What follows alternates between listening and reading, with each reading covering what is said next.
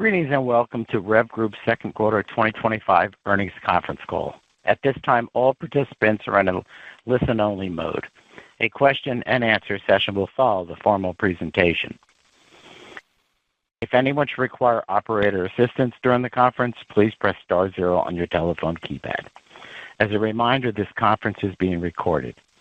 I would now like to turn the conference over to your host, Mr. Drew Conop, Vice President, Investor Relations.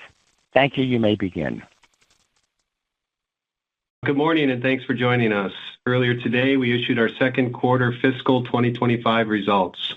A copy of the release is available on our website at investors.revgroup.com. Today's call is being webcast, and a slide presentation, as well as reconciliations from non-GAAP to GAAP financial measures, is available on the Investors section of our website. Please refer now to slide 2 of that presentation. Our remarks and answers will include forward-looking statements which are subject to risks that could cause actual results to differ from those expressed or implied by such forward-looking statements. These risks include, among others, matters that we've described in our Form 8-K filed with the SEC earlier today and other filings we make with the SEC. We disclaim any obligation to update these forward-looking statements, which may not be updated until our next quarterly earnings conference call, if at all. All references on this call to a quarter or year are our fiscal quarter or fiscal year unless otherwise stated. Joining me on the call today is our President and CEO, Mark Skonechny, as well as our CFO, Amy Campbell. Please turn to slide 3 and I'll turn the call over to Mark. Thank you, Drew, and good morning to everyone joining us on today's call. Today I'll provide an overview of the operating, commercial, and financial highlights achieved within the quarter, then move to the quarter's consolidated financial performance. We are pleased to report strong second quarter performance that reflects the strength and resilience of our operations. The standout this quarter was the sustained year-over-year increase in manufacturing throughput at the majority of our fire plants, which played a pivotal role in driving our top-line growth. As many of you know, the fire business has been a central focus of our operational transformation efforts over the past several years. Throughout fiscal 2023 and 2024, we increased fire and emergency vehicle production by nearly 30% from their respective 2022 run rates. The specialty vehicle segment outlook provided in December for low single-digit volume growth, reflecting a more normalized production ramp environment, as well as a heavier mix of more complex ambulance units that require more hours to complete. However, thanks to continued momentum in our manufacturing efficiency programs, ranging from equipment upgrades and process optimization to workforce training and lean initiatives, the fire group's second quarter shipments continued to accelerate. Over the past year, I commented that the fire group had been catching up to the ambulance group in terms of productivity gains and plant efficiency, and I am proud to report that they achieved this alignment during the second quarter. The businesses have made great progress in that time and delivered impressive year-over-year performance. Within the ambulance group, the mix shift from vans to higher content modular units also progressed more rapidly than anticipated. Utilization of lean principles for the daily management of operations drove higher efficiency and reduced production cycle times, ultimately enabling us to deliver more quickly. The improved throughput translated directly into higher volumes, which in turn contributed to meaningful earnings growth versus the prior year. Looking ahead, we believe the structural improvements we are making across the enterprise will continue to pay dividends, not just in terms of output, but also in quality and cost discipline. The trajectory we've established has provided us with a solid foundation for sustainable growth, and we remain confident in our ability to continue to scale efficiently and leverage centers of excellence across our diverse footprint as demand continues to evolve. We will continue to focus on investing in people and equipment, operational excellence programs, and product innovation across all our businesses to further the company's success. Now I would like to provide a further update on tariffs, which were initially announced just prior to our first quarter earnings call. In general, and has been widely reported by other industrial companies, the supply chain environment remains dynamic as companies deal with the uncertainty regarding the amount and duration of tariffs. Specific to REV Group, as we noted in our last earnings call, We had approximately 120 days of inventory on hand entering our second quarter, and as a result, experienced minimal impacts related to tariff increases within the quarter. A reminder, all of our manufacturing facilities are located in the United States. Most of our sales are in the U.S., and our raw materials and other inputs are in large part sourced in the U.S. We therefore have limited direct import exposure. Throughout the quarter, the supply chain team worked diligently with our suppliers to gain a greater understanding of the indirect exposure to tariffs and the potential financial impact. We expect a $5 million impact within the recreational vehicle segment in the second half of the year related to Class B luxury van chassis that are imported from Europe. The tariff impact is related to purchases and commitments already in place and is limited to a select number of units. We have transitioned our future purchases of these chassis to U.S. domestic plants to mitigate exposure once all imported units have been consumed. In addition to this item, we have estimated and embedded within today's updated guidance an approximate $10 million second half impact of tariffs on our material spend, largely within the specialty vehicle segment. We cannot predict what the tariff landscape will look like in the future, but close collaboration with vendors, continued operational discipline, and strategic sourcing position us well to navigate future uncertainty and deliver sustainable value to our shareholders. Thanks to the combined efforts of these actions, we remain confident in our ability to contain the impacts from the tariffs that are currently in place and meet our updated full-year financial guidance that Amy will be covering shortly. Moving on, this year marked a significant milestone for the ambulance group as we celebrate 50 years of delivering industry-leading ambulance to first responders from our REV Orlando facility. Since being formed in downtown Orlando in 1975, Wheel Coach has remained committed to innovation, quality, and performance, values that have defined the vehicles they bring to the market. Over the past 5 decades, Wheel Coach has grown from a team of 5 employees manufacturing mobility vans and Type 2 ambulances into a nationally recognized leader known for setting new standards in safety, durability, and design. Today, the company employs over 700 employees and has built and delivered over 50,000 ambulances to large and small municipalities and commercial fleets across the globe, in addition to being an approved ambulance supplier for the U.S. General Services Administration, or GSA. As an advocate of passenger and patient safety, Wheel Coach was the first in the emergency vehicle industry to conduct IIHS side impact crash and rollover testing, the first to engineer internal emergency door releases, and the first to receive the ISO Certified Ambulance Manufacturer Accreditation.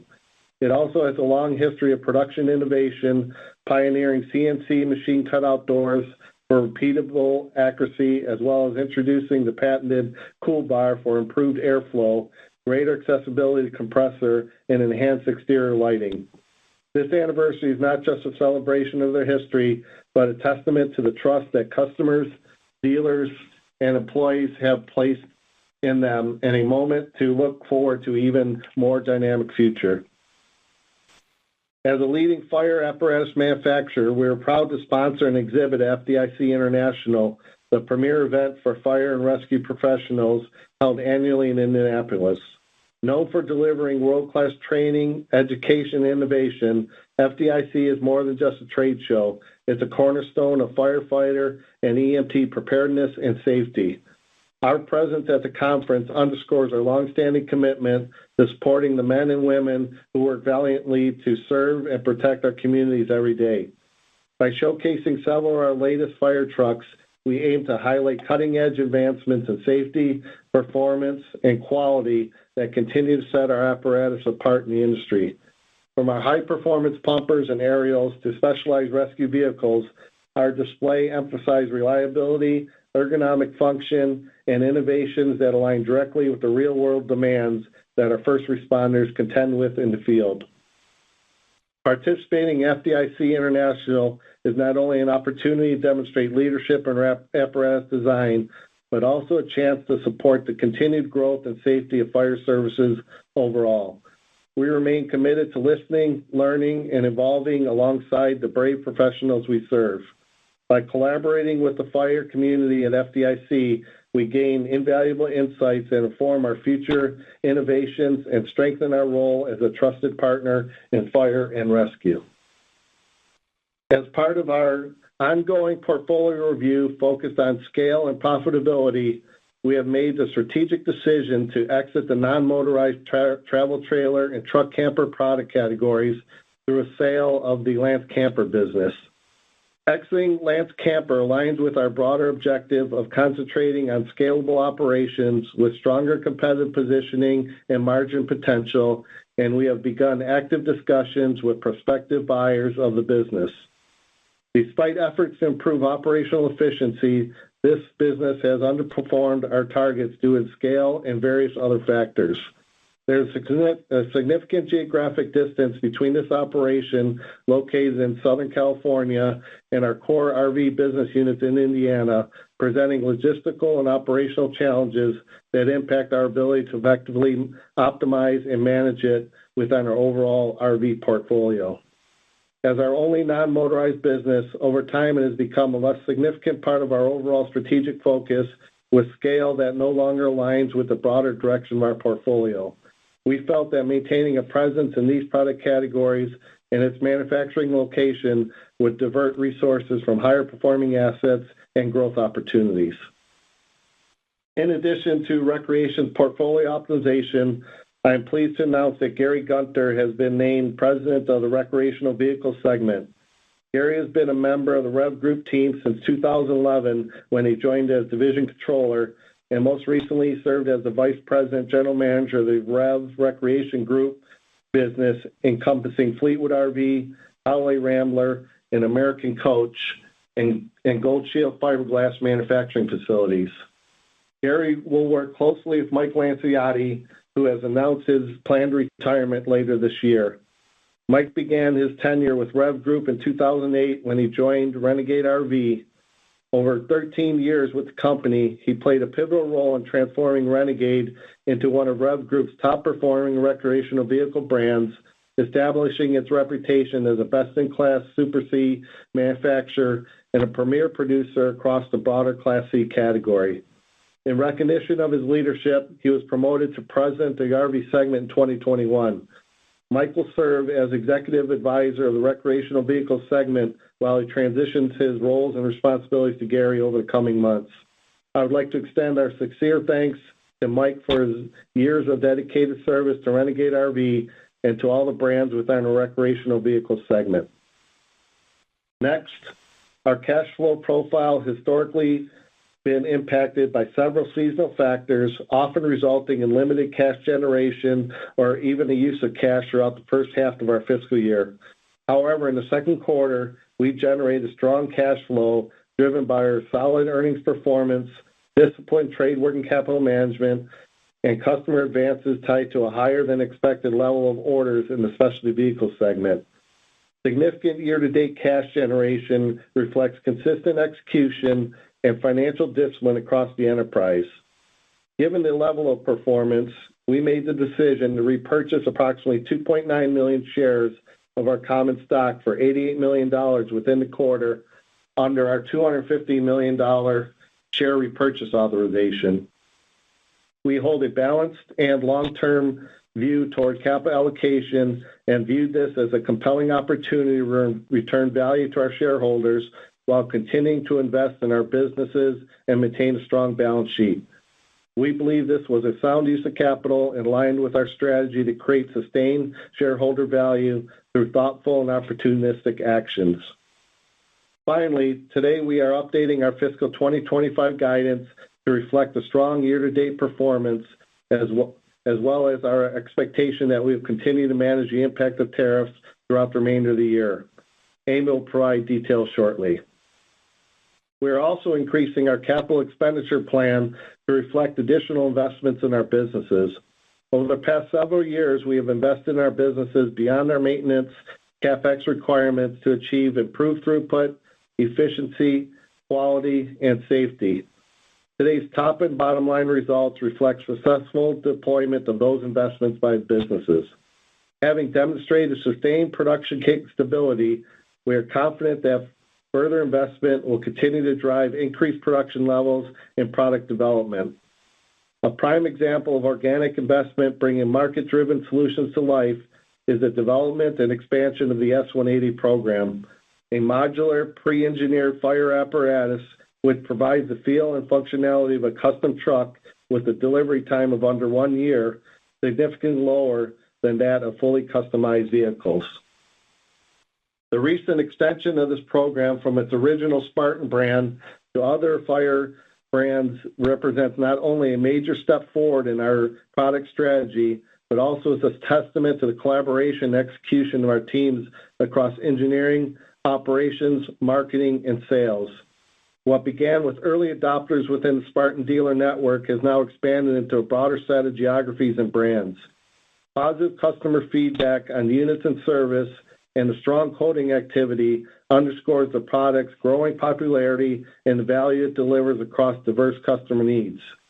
Today's increase in our capital expenditure guidance will in part be directed toward a $20 million investment at our Brandon, South Dakota facility to expand production of both the 180 and fully custom Spartan apparatus, as well as the advancement of painting and fabrication processes across the campus.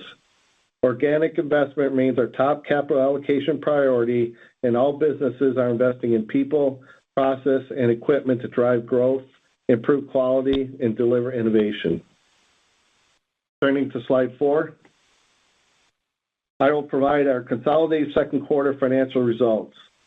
Consolidated net sales in the second quarter 2025 were $629.1 million compared to $616.9 million in the second quarter of 2024. Net sales for the second quarter 2024 included $32.9 million attributable to the ENC transit bus business that was exited within fiscal 2024. Excluding this impact, net sales increased $45.1 million or 7.7% compared to the prior year quarter. The increase, excluding the impact of the bus business, was primarily due to higher net sales in the specialty vehicle segment, partially offset by lower net sales in the recreational vehicle segment. We are pleased that the second quarter's performance continued to build upon our recent achievements. As I noted earlier, the standout this quarter was a sustained year-over-year increase in manufacturing throughput within the fire group, which played a pivotal role in driving our top and bottom line growth. Consolidated adjusted EBITDA was $58.9 million compared to $37.5 million in the second quarter of 2024. Excluding the $1.5 million impact of the ENC bus business the prior year quarter, adjusted EBITDA increased $22.9 million or 63.6% year over year. I am also pleased that the recreational vehicle segment continued to navigate and execute well within a backdrop of soft industry demand and maintain a 6.2% segment adjusted EBITDA margin. Please turn to slide 5, and I will now turn it over to Amy for the detailed segment financials. Thank you, Mark. Second quarter specialty vehicle segment sales were $453.9 million, an increase of $16.5 million compared to the prior year. The prior year's quarter included $32.9 million of net sales attributable to the municipal transit bus business that was divested within fiscal 2024. Excluding the impact of the divested business, segment net sales increased $49.4 million or 12.2% when compared to last year. The increase in revenue was primarily due to the higher unit production of fire apparatus units, a favorable mix of higher content ambulance units, and price realization, partially offset by an unfavorable mix of fire apparatus in certain businesses. The Spartan emergency response business continued to drive meaningful throughput gains and revenue growth within the second quarter, setting new highs measured both in unit shipments and net sales since its acquisition in 2020. Specialty vehicles adjusted EBITDA of $56.3 million increased by $22.5 million. The prior year's quarter included $1.5 million of adjusted EBITDA attributable to the divested transit bus business. Excluding the prior year contribution from bus, Specialty Vehicles adjusted EBITDA increased $24 million, or 74.3% versus the prior year. The increase was primarily the result of increased sales, driven by initiatives to increase manufacturing efficiencies, by investments to upgrade equipment and reduce downtime, and investments in technical training for our team. These, in combination with favorable price realization, drove higher sales and adjusted EBITDA in the quarter. The increase in total units shipped across the fire business and improved efficiencies in the ambulance business, which allowed us to complete a more complex mix of modular units, is a direct reflection of the operational success we are achieving by focusing on lean principles and driving efficiencies across the businesses. Specialty Vehicles segment backlog exiting the quarter was $4.3 billion. The increase versus last year was related to the continued strong demand for fire apparatus, as well as pricing actions, with a book-to-bill ratio of 1.1 in the second quarter. We continue to make steady progress on increasing production against the segment's backlog, with the goal of reducing the backlog's duration and shortening delivery times. Measured on a unit basis, we have been successful in drawing down our fire and emergency backlog year to date versus fiscal 2024 year end. Additional acceleration of shipments remains a primary focus for the teams as we continue to strive to reduce delivery times. And the acceleration of shipments is the primary driver of the incremental CapEx spending, including the investment in our Brandon, South Dakota plant that we announced today. The top line outlook for the Specialty Vehicle segment is for continued growth with sequential low single-digit revenue increases in the third and fourth quarters. Year over year, this is expected to result in mid-teens revenue growth for the second half versus last year's pro forma base. As a reminder, and for modeling purposes, divested transit bus business contributed $54 million of revenue and $6.3 million of adjusted EBITDA to the segment in the second half of fiscal 2024, with approximately 80% of those net sales and substantially all the earnings occurring within the third quarter.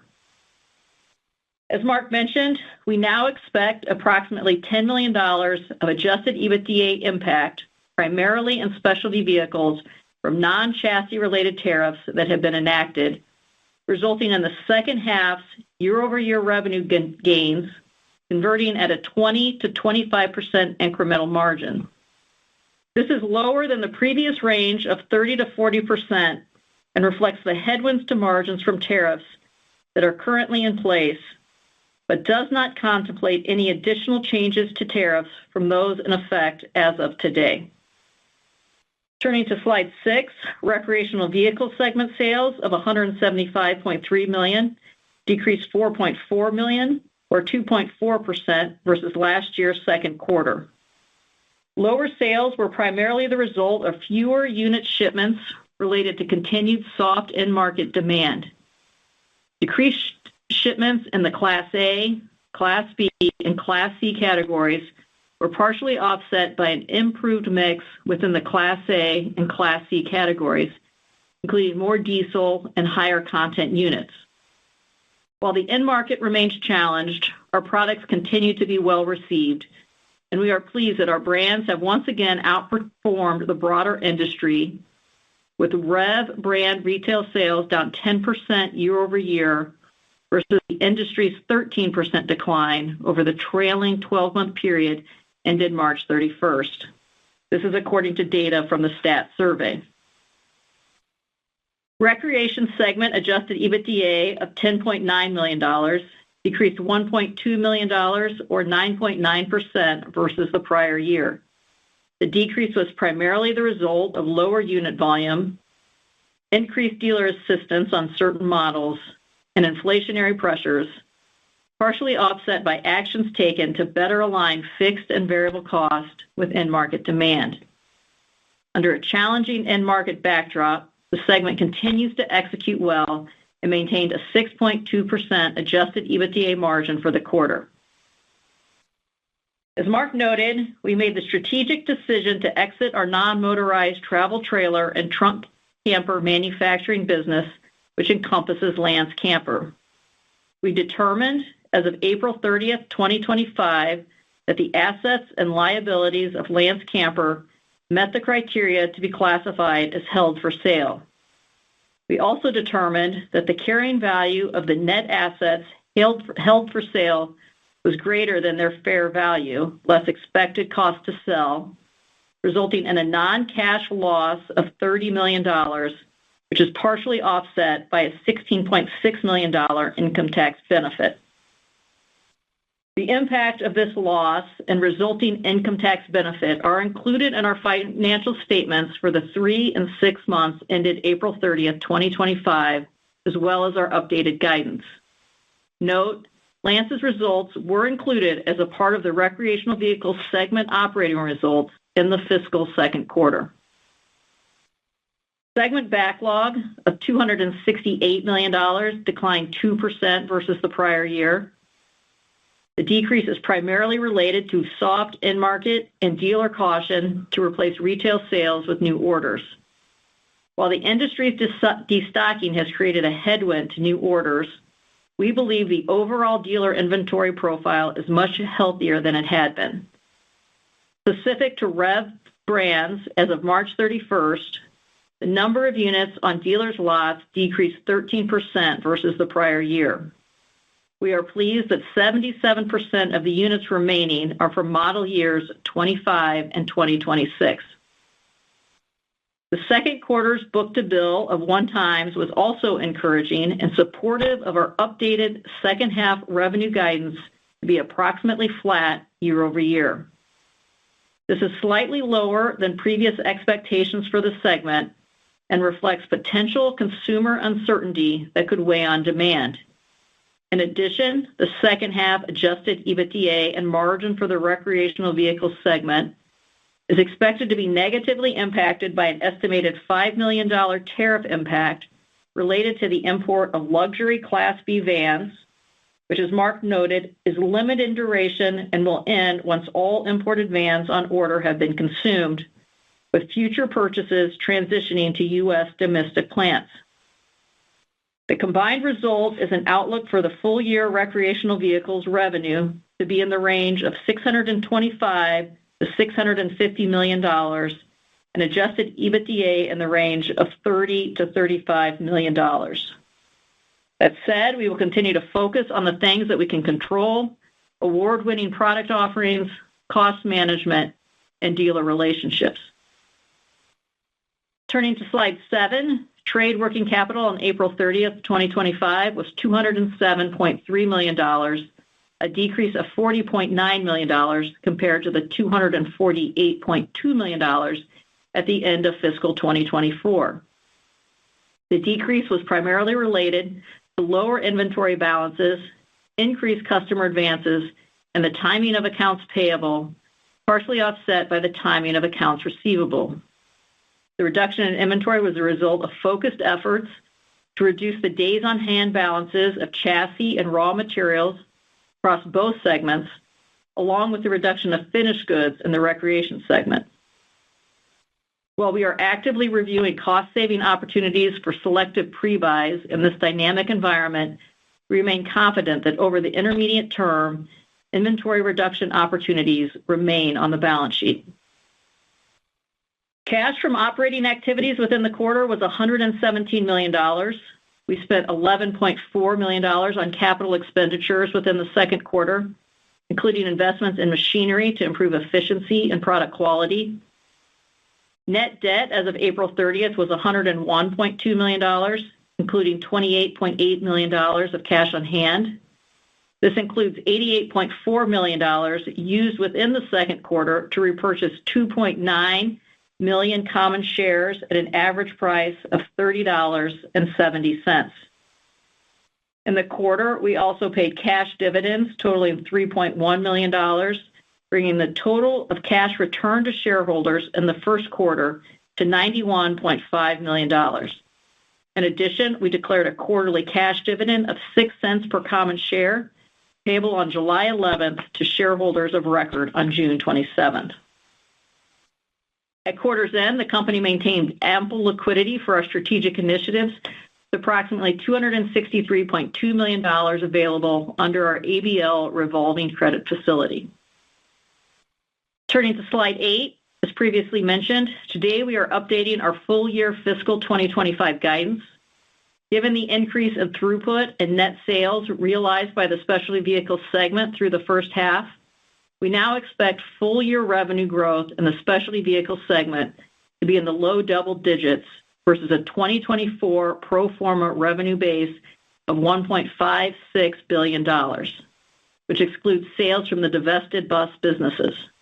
Adding the updated $625 to $650 million revenue expectation for the recreational vehicle segment results in consolidated top-line guidance being raised to $50 million from the prior outlook to a range of $2.35 to $2.45 billion. The updated consolidated midpoint of $2.4 billion is an 8% increase versus fiscal 2024's $2.2 billion of pro forma net sales.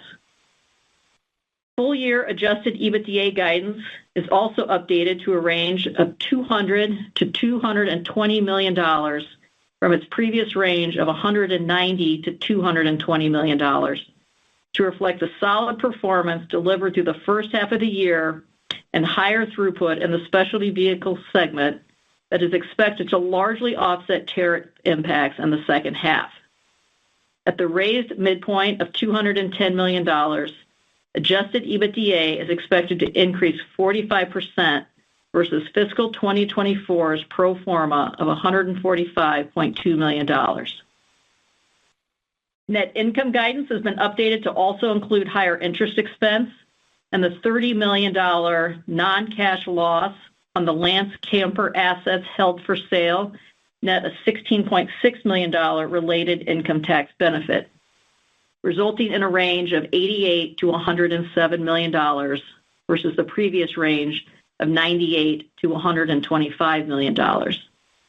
Adjusted net income is updated to be in the range of $112 million to $130 million from the previous range of $116 to $140 million.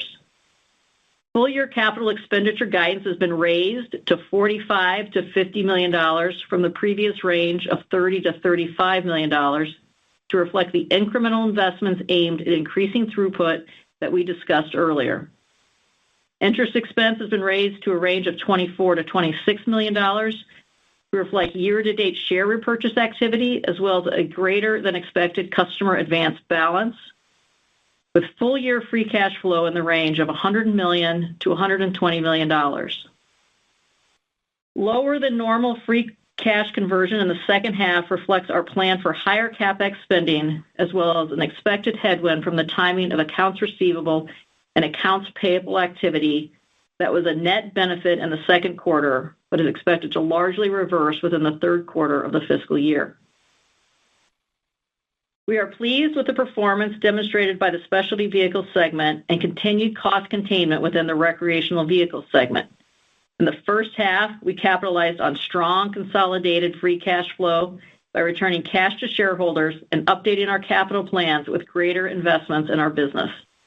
We look forward to continuing to pursue our strategic agenda from a position of strength, with 0.5 times net debt to trailing 12-month adjusted EBITDA leverage and over $260 million available on our ABL credit facility.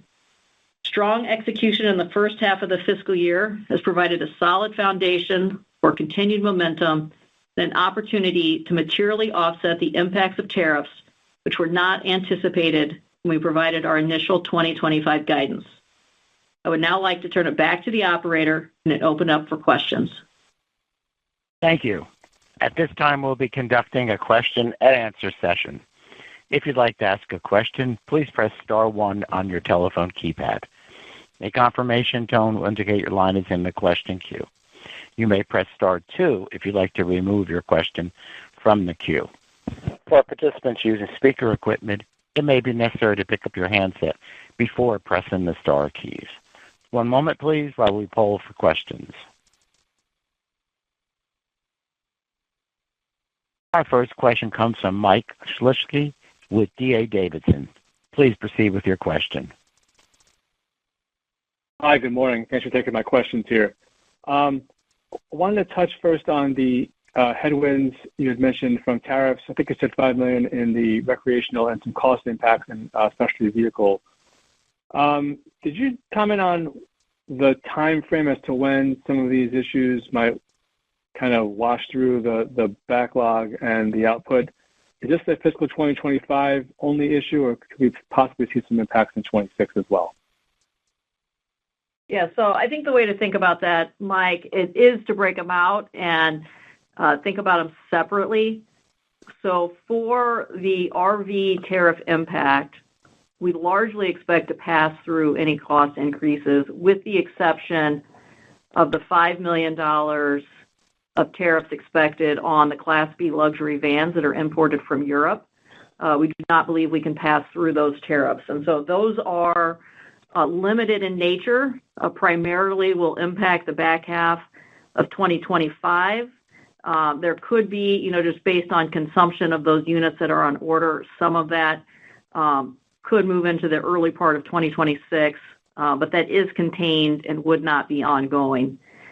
And then when you look at the specialty vehicles tariffs, we referenced what we expect to be approximately $10 million tariff impact in the back half of the year, that we will largely offset with increased throughput.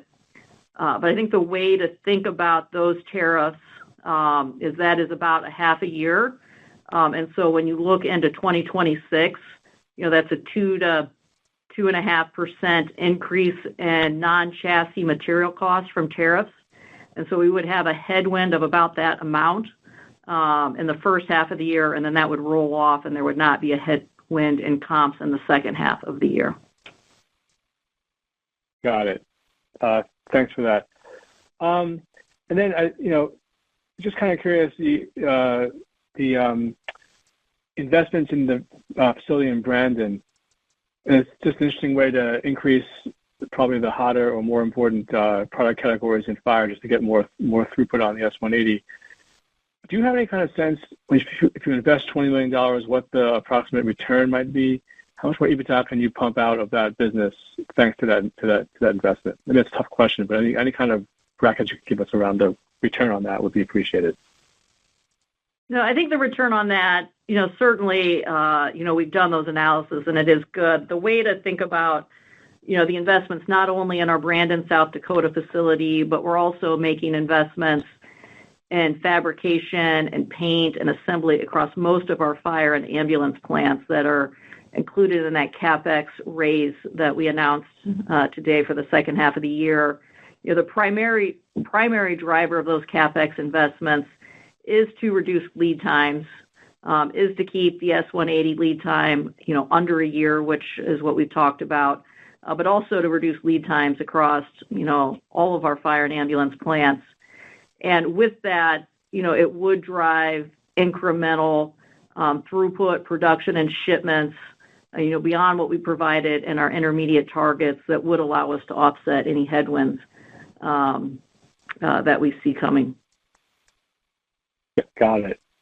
Maybe one last one for me. As you look at those previously published 2027 EBITDA goals, does Lance have any major impact if and when you sell it on that $310 million kind of long-term goal? And can you also comment more broadly, just update us now, do you still feel pretty confident that you're going to get there by fiscal 27, particularly if there's any kind of normalization in recreational between now and then?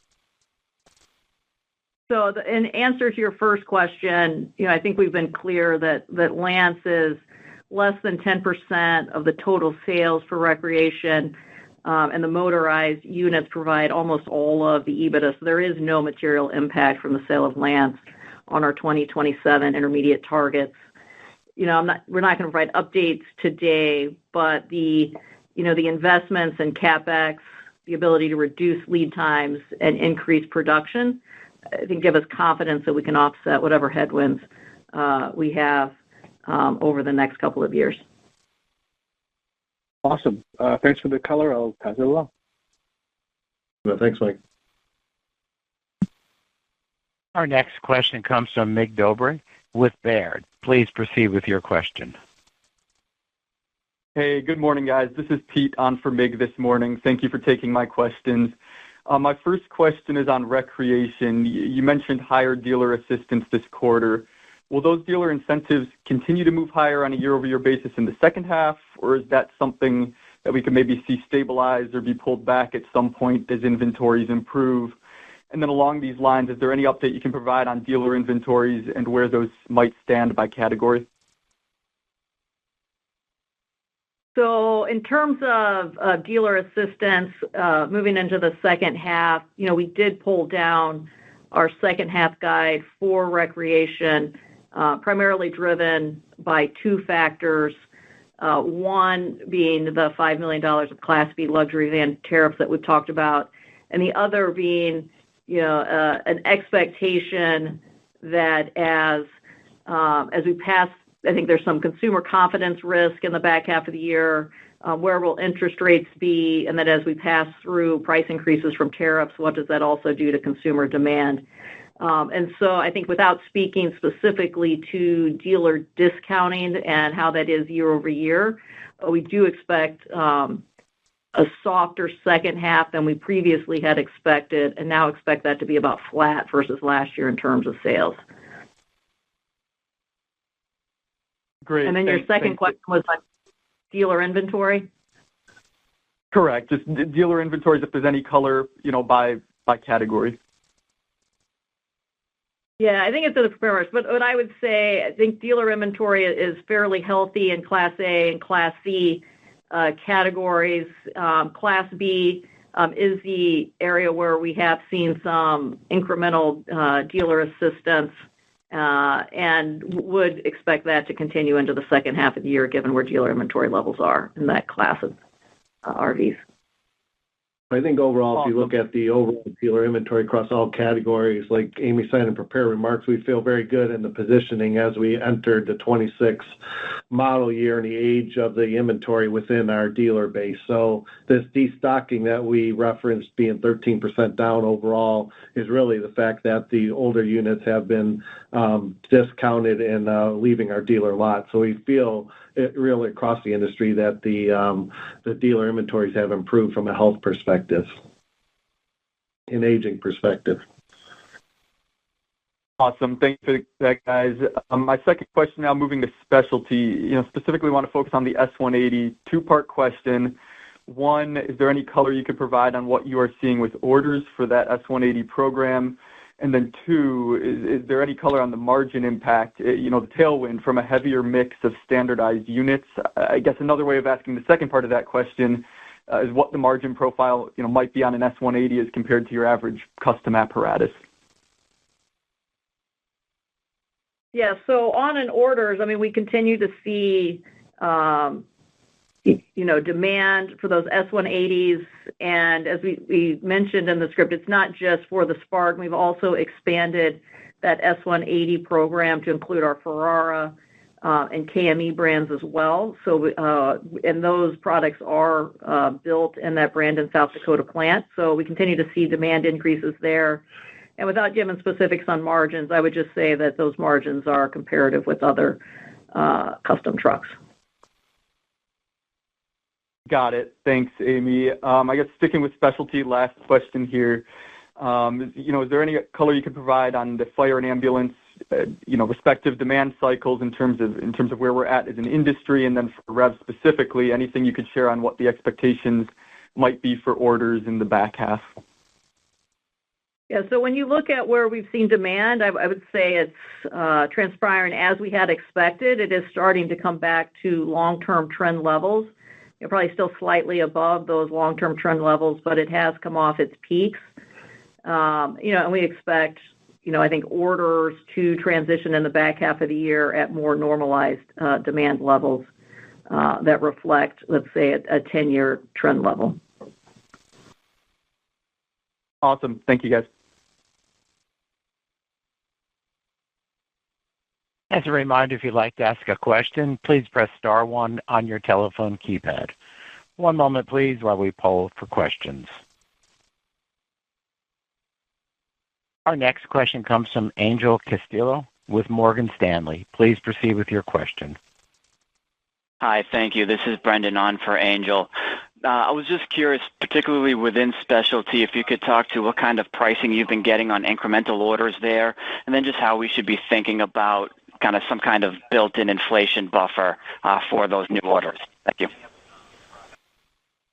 Yeah, I think what I would say when it comes to pricing, Brendan, is that, one, I want to clarify that we do not reprice any trucks that are in the backlog, that any pricing actions that we would take would be prospective on future orders.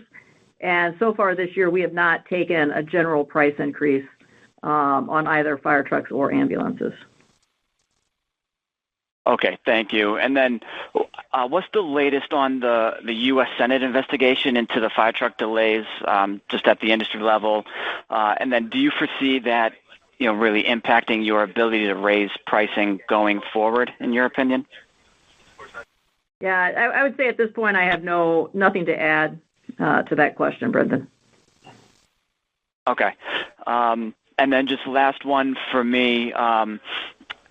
Within recreational vehicles, just any update on what you're seeing in terms of wholesale versus retail demand? I mean, obviously you made the inventory commentary earlier, but just curious, more specifically wholesale versus retail. Thank you.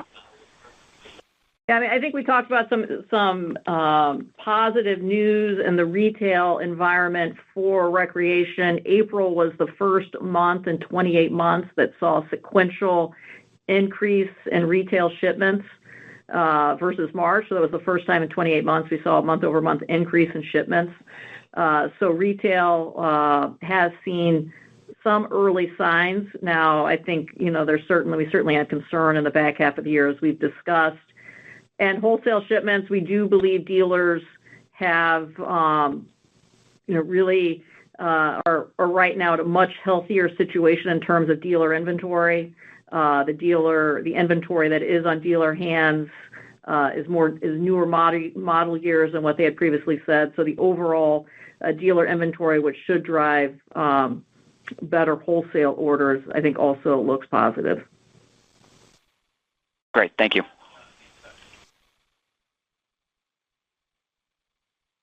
Our next question comes from Jerry Revich with Goldman Sachs. Please proceed with your question.